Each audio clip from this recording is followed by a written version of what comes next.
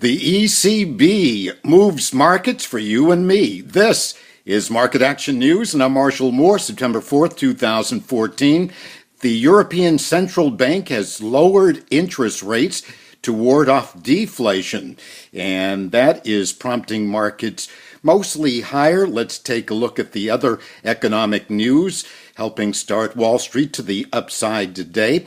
And we had the trade deficit decline for the latest reporting period, and that was down $40.5 billion, or 0.6% for July. Exports were up 0.9%, imports up 0.7%.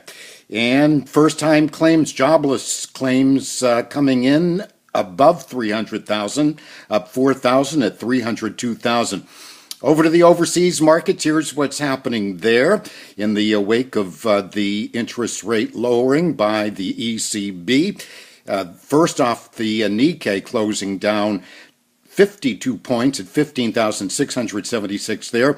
The Hang Seng in Hong Kong falling back after its big rally in the prior session, down just 20 points at 25,298.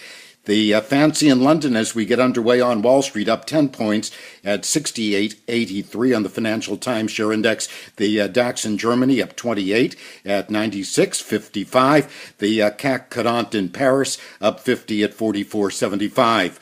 Oil prices falling back from yesterday's rally, down 91 cents at $94.72 the barrel. Gold up $4.70 at $1,275 the ounce. Don't ever, unless you will, remember those who do and those who don't do everything everybody else does. More later.